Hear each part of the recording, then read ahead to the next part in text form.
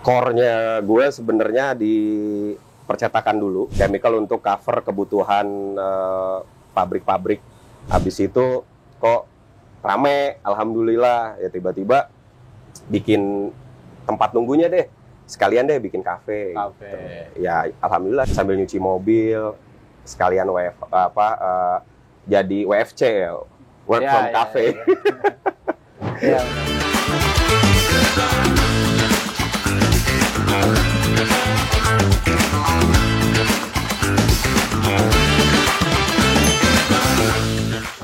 Halo bro, sobat Gcraft Kota Depok khususnya dan umumnya Gcraft seluruh Indonesia. Hari ini gue udah ketemu owner sahabat Gcraft yang memiliki usaha, ya Halo. pasti usaha kreatif. Indonesia nggak lepas dari ekonomi kreatif. Nanti kita akan ngobrol-ngobrol santai, kita bincang-bincang usaha sobat kita, Bro Fidri. Nah, ini orangnya, Bro. Nah, halo semuanya, salam kenal. Bro Fidri, santai aja ya, Bro Mas Bro Fidri ya. ini anggota Gcraft sekaligus wakil ketua di Gcraft. Dia punya perjalanan yang menarik dari beberapa usaha yang nanti kita akan dengarkan cerita perjalanan Bro Fidri. Ini Bro Fidri, gimana kabarnya? Alhamdulillah baik bro. Alhamdulillah, yang penting baik dulu. Iya. Pandemi udah mulai agak Betul. berangsur-angsur turun, ekonomi tetap berjalan ya. Ini untuk jadi inspirasi anak-anak muda di Depok khususnya. Lu kan punya banyak usaha yang gue denger. Alhamdulillah. Salah satunya ada kafe nih ya. Ini kan di kafe lu kita ngobrol-ngobrol. Terus juga ada beberapa usaha-usaha. Nanti lu ceritain ya perjalanan lu. Siap. Dari lu meniti karir dari nol seperti apa. Bisa lu ceritain ya? Panjang banget kali ya. Nggak apa-apa lah ya. Nggak apa-apa. Iya. Ya, jadi gini, bro. Gue mulai ini sebenarnya bener-bener dari nol lah. Kenapa dari nol? Awal perjalanannya sebenarnya gue juga kerja di tempat orang. Kerja di tempat orang, lalu habis itu ya dinamika usaha, perusahaan tersebut tutup gitu kan. Akhirnya ya alhamdulillah gue dapat kepercayaan dari salah satu perusahaan asing, perusahaan Jepang yang ya perusahaan tinta Jepang lah. Dan akhirnya nunjuk gue untuk jadi agentnya dia. Titik mulanya itu sampai akhirnya. Lu pertama kerja sama orang dulu bro? Kerja sama orang. Iya. Kerja sama orang dari mulai 2007 gue lulus sekolah. Iya. Kebetulan sekolah gue agak unik sampai SMA sampai kelas 4. Wih, Gitu luar biasa. Analis kimia Bogor, alhamdulillah gitu kan. Walaupun gak jadi juara-juara amat bro. Tapi ya itulah. Terus abis itu gue kerja di salah satu perusahaan farmasi. Abis itu ada tawaran menarik dari tempat lain karena ya jujur berusaha mau bantu keluarga lah. Pada saat itu ya masih orang tua lah, gue belum nikah pada saat itu. Nah, terus habis itu ya udah ada peluang menarik untuk coba kerja di luar negeri waktu itu. Gue coba ngelamar tapi nggak diterima gitu kan. Ya akhirnya lanjut lagi, gue dipercaya untuk kerja di tempat dari si orang yang mau narik gue kerja inilah ibaratnya. Gitu. Akhirnya singkat cerita gue kerja sama dia, lalu ada something problem yang tadi gue bilang, akhirnya perusahaannya close. Terus karena basicnya gue marketing, gue udah tahu beberapa peluang, akhirnya dipercaya sama yang perusahaan asing tadi untuk gue ditunjuk sebagai agent. Pengalaman utama lu berarti sales ya? Sales Ya. Di Betul. situ lu ngerti tentang marketing. Betul. Yang akhirnya lu sekarang bikin usaha-usaha sendiri yang Ya. dimana dalam tanda kutip masalah marketing lu udah ngerti. sedikit-sedikit lah. Nah, ini menarik, ini jadi inspirasi sobat-sobat Gcraft di Kota Depok khususnya dan masyarakat umumnya di Kota Depok agar ekonomi kita berjalan. Dari Betul. sales punya usaha sendiri. Betul. Sekarang sebenarnya apa aja sih usaha lu selain kafe ini? Ada apa aja? Core-nya gue sebenarnya di percetakan dulu. Dari percetakan terus gue expand ke chemical. Iya. Chemical untuk cover kebutuhan pabrik-pabrik di kawasan industri, produksi-produksi mereka. ada beberapa customer kita yang memang perusahaan asing juga ambil chemical dari kita. Satu itu, yang kedua terus ada divisi packaging juga, plastik packaging. Itu tentang kayak frozen food dan lain-lain lah. Seperti itu. Terus ada juga berpartner sama salah satu teman juga di bidang mesin, khususnya jasa servis mesin vakum pump. Itu yang ketiga. Lalu yang keempat, ada beberapa UMKM lagi, sama ada satu juga yang masih ongoing proses di daerah Purworejo. Itu kita main pertanian porang untuk targetnya ekspor ke Jepang lah, untuk bahan dasar shirataki. Lalu ya udah ekspansi ngelihat peluang, gimana caranya meng-create project yang maksudnya yang notabene berbulan-bulan bisa berjalan. Terus ya udah iseng-iseng coba manfaatin ada sedikit lahan nganggur, ya udah buka cucian mobil. Habis itu kok rame, alhamdulillah, ya tiba-tiba bikin tempat nunggunya deh, sekalian deh bikin kafe. Ya alhamdulillah jadi seperti inilah. Karena tempat nongkrong anak-anak muda yang punya inspirasi banyak nongkrong di sini. Ya ada aja kadang. Kemarin tuh kan lagi banyak WFH tuh. Nah lumayan tuh, ada juga yang akhirnya pada sambil nyuci mobil sekalian jadi WFC, work from cafe. Iya, benar-benar menarik. Iya, ini bro, gitu sebelum lah, ngobrolin tentang jauh lagi tentang usaha lu, tadi kan pengalaman lu luar biasa tuh. Ini kan buat juga inspirasi anak-anak muda di Depok. Udah denger lu kan asli orang Depok ya? Betul. Lu dari mana sih? Sawangan. Oh. Sawangan, Mas Bro. Iya. Ya kebetulan lu kayak orang Belanda Depok sih. Dari dulu waktu gue zaman sekolah SD, SMP gue kebetulan di SMP 2 Depok. Nah itu dari SD udah dikatain tuh Belanda Depok, bule Depok. Tapi gue nggak ngerti awalnya kan, ternyata setelah tahu sejarahnya, oh ternyata memang di Depok tuh banyak ya peninggalan kolonialisme zaman Belanda ternyata ya. Iya. Ya kayak gitulah. Depok ini kan kota tempat singgah. Kalau kita ini inspirasi sebagai pribumi yang juga punya usaha menarik, punya perjalanan karir usaha yang tidak gampang ya menurut gua, dari sales, kerja di perusahaan orang asing, terus hari ini lu punya usaha-usaha sendiri, salah satunya car wash ya, cucian mobil dan kafe ini. Ini gue kalau boleh tahu, sebenarnya lu usaha tuh udah berangkat dari punya modal utama, terus yang kedua apakah lu berangkat memang karena gue hobi aja nih, gue seneng bikin kafe, gue seneng bikin cucian mobil. Itu sebenarnya inspirasinya, apa keinginannya lu tuh dari mana? Sebenarnya gini ya, kalau ditarik lagi ke awal, orang bisnis itu ya kuncinya satu, kesabaran. Satu, kesabaran. Memang ada peluang, kita juga mesti lihat gitu. Kalau gue melihatnya ya dasarnya dari mana, punya modal atau tidak, trust nomor satu, kepercayaan. Ya balik lagi kayak tadi, gue dipercaya sama salah satu perusahaan asing untuk jadi agent. Perusahaan asing itu bilang, gue kasih lo kepercayaan, oke, tapi tolong lo komit pembayarannya, gue kasih tempo 1 bulan 2 bulan gitu kan.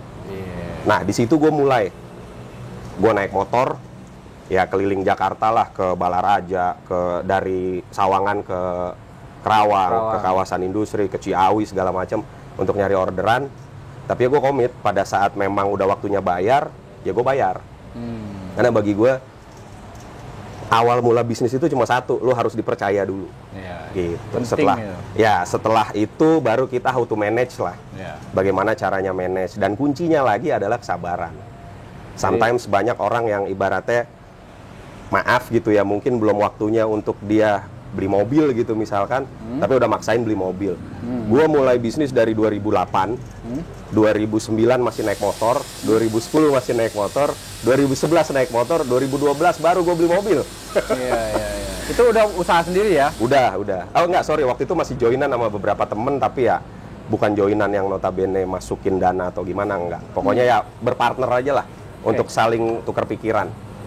Ini menarik nih, Sobat G-Krab Kota Depok, inspirasi kita sebagai anak-anak muda yang mau punya usaha ekonomi kreatif. Yang pertama yang gue tadi tangkep itu, yang pertama adalah membangun kepercayaan, trust. Nah, orang kalau punya jiwa usaha atau menjadi ekonom, yang pertama ditanamkan adalah membangun antara hubungan relasinya adalah kepercayaan. Betul. Ya gitu ya bro ya. Betul. Kepercayaan. Yang kedua adalah kesabaran. Nah ini paling penting ini.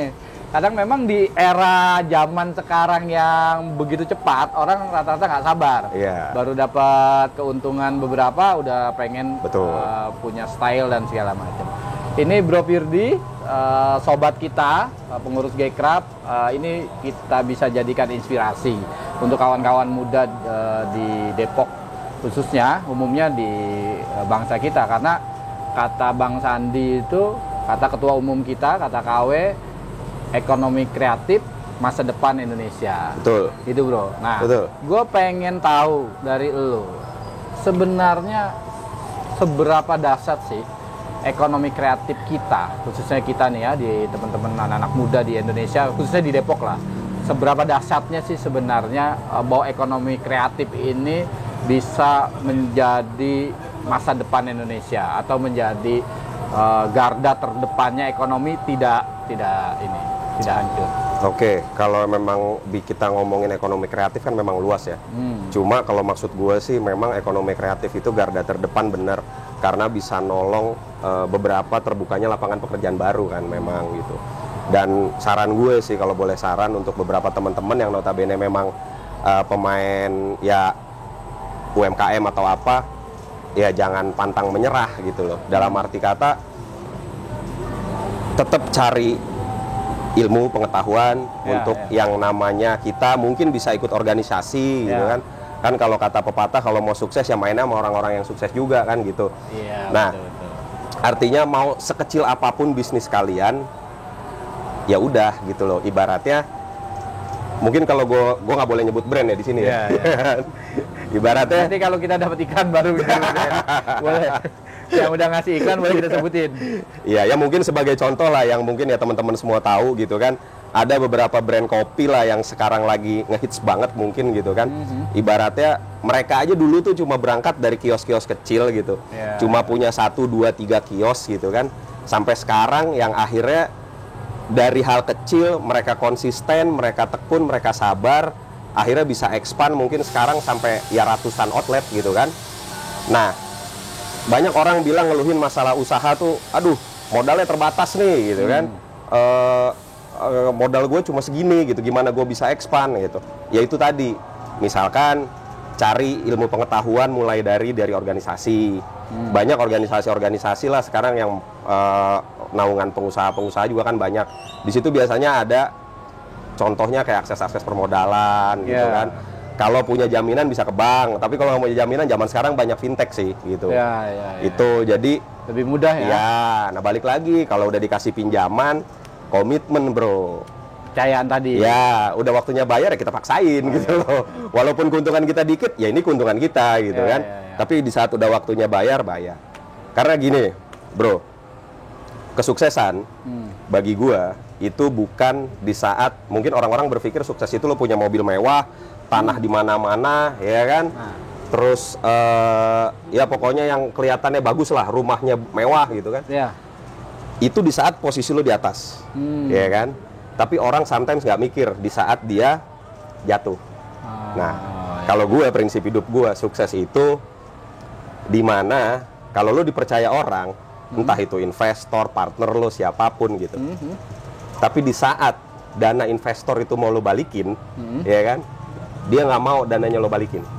Itu sukses menurut lo? Sukses menurut gua. Nah, ini ada baru lagi nih, sobat-sobat Gcraft Kota Depok, teman-teman Gcraft antero negeri ini, nih menurut Bro Firdy nih, bahwa sukses itu bukan sesuatu hal yang final. Selesai orang dapat mobil, punya rumah mewah dan segala macam. Sukses itu adalah ketika orang memberikan kepercayaan kepada kita, kalau gue boleh simpulkan ya. Lalu anggaplah pinjaman atau investasi, lalu investasinya kita mau kembalikan, orang itu nggak mau karena merasa nyaman gitu ya. Itu sudah sukses. Karena ada saling percaya antara investor dengan kita yang melakukan itu. Nah, ini adalah sesuatu yang menarik. Berarti kan kisarannya itu tergantung ya, kisaran kuantitasnya ya. Mau orang kasih pinjamannya berapa atau kasih bantuannya berapa. Yang penting ketika itu orang memberikan ya saling saling Ya, kepercayaan, membangun trust, betul. kerjasama lah ya. Dia nyaman, tidak mau putus sama kita. Itu Betul. sukses berarti ya. Sukses. Nah, ini- Karena gini, maksudnya ya di saat justru keadaan maaf ya, bisnis kita nggak selalunya smooth. Banyak orang juga nganggep, wah enak ya jadi pengusaha gini. Kadang kita juga suka nggak punya duit, bos. Oh, Gitu. iya, Kadang suka ngalah-ngalah juga gajian gitu kan. Ya kebetulan ya jujur aja gitu. Kadang banyak yang tagihan nyangkut lah kalau main di kayak yang tadi yang di awal chemical gitu ya. Ya itu kan akhirnya kita juga mesti berjuang. Dan gue selalu prioritasin, gue lebih baik ngalah, nggak gajian, yang penting karyawan gajian. Oke. Gitu. Nah, Jadi ya ini- itu di saat kita di bawah, ya kan. Kalau pada saat di atas kita udah congkak duluan nih, pada saat jatuh nggak ada yang mau nolong, bro. Gitu. Iya, betul. Ini Gitu, gue gitu.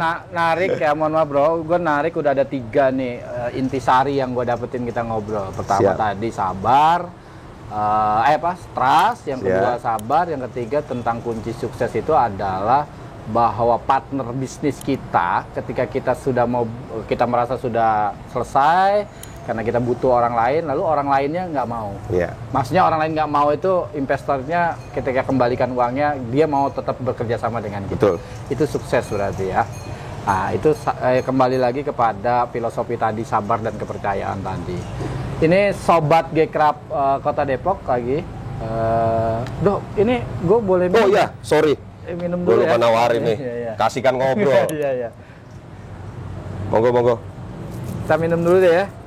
Minum ya. Nanti nah, Enak.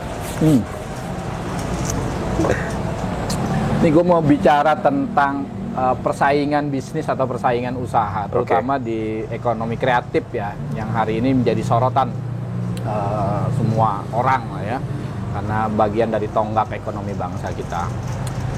Kayak KP lu, cucian mobil lu, terus salon mobil lu, dan mungkin kalau yang usaha-usaha yang sifatnya lebih ini kan kaitannya dengan persaingan memang yang lu udah punya langganan lah ya. Nah, misalnya lu buka usaha mobil, sebenarnya ketika lu buka usaha cucian mobil ini ada sosialisasinya nggak sih? Maksudnya biar orang tuh tahu kalau mau cuci mobil di tempat lu tuh pasti lebih bersih, Iya. lebih nyaman. Nah, itu cara orang tertarik kan, karena cucian mobil kan nggak lu doang. Betul. Banyak kan. Nah, betul. itu kan sekarang zamannya medsos nih. Zamannya media. Itu apakah memang lu juga menggunakan sosialisasi model semacam itu atau gimana? Iya. Gue termasuk orang yang detail untuk ngelihat suatu titik bisnis. Nih sekiranya kalau gue bikin ini dengan kondisi lahan sempit atau lahan lebar, make sense nggak ya? Bikin Ya. orang nyaman nggak ya gitu Ya. kan? Ya itu gitu. Nah ibaratnya, oh ternyata alhamdulillah ada lahan lumayan lebar gitu. Gue pikir ini pasti orang mau. Kalau gue bikin cucian mobil, kita kan kadang kalau mau belok mobil aja kan kita mikir sempit nggak ya gitu kan. Nah itu satu udah gue pikirin. Nah terkait yang lain, sosial media kita juga pakai gitu. Ya. Kita juga pakai, terus ya promo-promo lain-lainnya dan sebagai macamnya ya pakai juga sih. Gitu kayak misalkan ya bundling minuman atau bundling makanan atau cuci sama poles dapat diskon gitu. Malah gue lagi kepikiran juga nih. Jadi dulu gue sempet bangun travel umroh, agent sama. Luar biasa bisnisnya, Kakak banyak ipar apa gitu. aja ya. Tapi gini bro, di saat kita ekspansi kita harus ngukur juga. Ya, Ngukur dalam arti kata gini, mungkin orang pengen ya punya bisnis, gue biar kelihatan sukses, gue pengen punya ini lagi, punya ini lagi, punya ini lagi. Gitu. Gue pakai prinsip pohon, ya kan? Banyak teman-teman gue yang lain lah gitu, pengusaha juga di saat dia baru jalan usaha, misalkan ya beberapa saat lah, tapi ngelihat peluang ini lagi diambil, ngelihat peluang ini diambil. Tapi dia lupa yang ngebangun pohon adalah akar, Ya, ya kan? akarnya. Ya, makanya prinsip gue juga, gue selalu fokus ke akar. Artinya akar, gue akan fokus ke bisnis yang gue bangun dari awal. Karena itu headquarter kita, gitu. Jadi jangan pernah fokus sama buah yang ada di atas pohon. Oke. Kalau nggak ada pupuk dan nggak ada air, ya buahnya nggak jadi, bro. Kan gitu. Nah, bisnis lo berarti kan sudah ada beberapa nih Iya. ya. Tadi ada bisnis utama. Kalau gue simpulin bisnis utama Betul, lo betul. nggak bakalan lupain bisnis utama Betul. lo. Gitu. Dan sampai saat ini gue fokus di situ. Fokus di Gue situ nggak ya? terlalu fokus di yang lain-lain lah. Udah ada beberapa orang yang handle. Gitu. Oke, Jadi oke. kalau ada apapun, ibaratnya ya kunci utamanya gue masih pegang gitu loh. Lu ceritain deh dikit deh bisnis dasar lu atau bisnis utama lu Oke. itu. Apa sih sebenarnya dan yang menjadi menarik dan lu suka terhadap bisnis itu sebagai akar tadi yang akhirnya juga melahirkan bisnis-bisnis yang lain. Itu lu ceritain deh dikit. Iya, balik lagi ke tadi ke awal mulanya gue terjun di dunia usaha itu di dunia percetakan kan. Jadi gue supply bahan baku percetakan ke beberapa percetakan besar lah. Ya. Gitu ya, percetakan buku, percetakan koran dan lain-lain. Habis itu gue ekspansi ke chemical. Gue ngerasa dunia gue emang di pabrik gitu loh. Mungkin ya bertemannya sama maaf gitu teman-teman yang di pabrik lah gitu. Ya. Nah, sampai detik ini gue masih tetap fokus ke situ. Gue masih maintain customer-customer yang ada. Ya tentunya dengan treatment ya balik lagi ke tadi persaingan bisnis kan. Ya di saat lu ngomong owner, tapi kalau lu nggak bisa merepresentasikan diri lu owner, ya klien juga nggak akan percaya sama lu gitu. Gitu. Owner tuh apa sih? Lu bisa ngambil keputusan cepat, taktis, ya kan? Nah di klien ya kita harus tahu kompetitor kita siapa nih gitu kan. Ya punya strategi-strategi khusus lah. Nggak enak juga kalau gue buka kesini terus ketahuan Iya.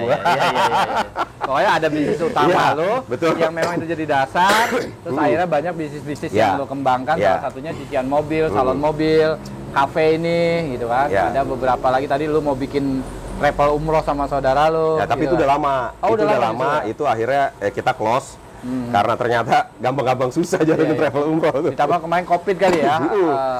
COVID kan kita dilarang di stop dulu kan untuk umroh. Jadi ceritanya gini, karena travel umroh itu kita sempet stok beberapa air zam-zam. Makanya gue baru kepikiran bikin promo di sini di cucian mobil atau di kafe bagi orang yang nyuci mobil hari Jumat nih, Jumat berkah. Nah itu gue pengen ngasih air zam-zam sedikit gitu. Menarik juga. Iya. Jumat berkah bagi-bagi air jam-jam. Wah, jarang kan? Keren. Itulah, kadang banyak hal-hal unik yang gak dipikirin orang gitu. Gue rasa ya, gue nggak tahu ya di tempat lain gimana. Cuma gue nggak pernah nemuin di saat lo nyuci mobil, ya kan? Air zam-zam bos. Gitu. Menarik. Oke sobat Gcraft Kota Depok dan Gcraft yang lainnya. Ini menarik inspirasinya bahwa kehidupan kita sebagai anak muda yang memiliki inspirasi untuk berusaha ekonomi, intinya tadi kuncinya kita punya usaha boleh apa saja.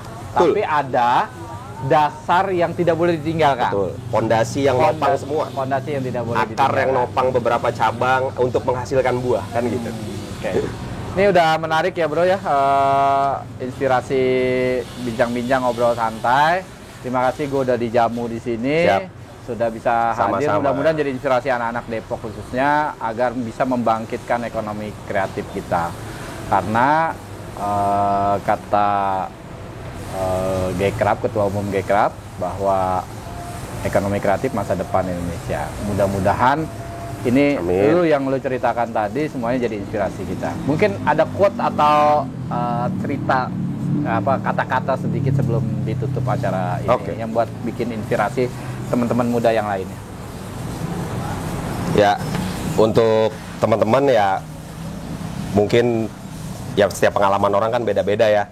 Cuma kalau boleh saran, jangan pernah berkecil hati walaupun bisnis kalian kecil.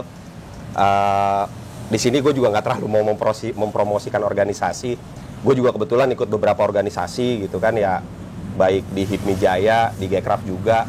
Artinya walaupun bisnis kalian kecil, tetaplah masuk organisasi, belajar dari teman-teman pengusaha, akan banyak peluang di situ, manfaatin peluang yang ada. Gitu. Ingat, masuk organisasi bukan semata-mata tentang uang, ya kan? Banyak pelajaran-pelajaran tentang bisnis yang walaupun kalian kuliah nggak kalian dapetin di tempat kuliah itu. Itu aja sih.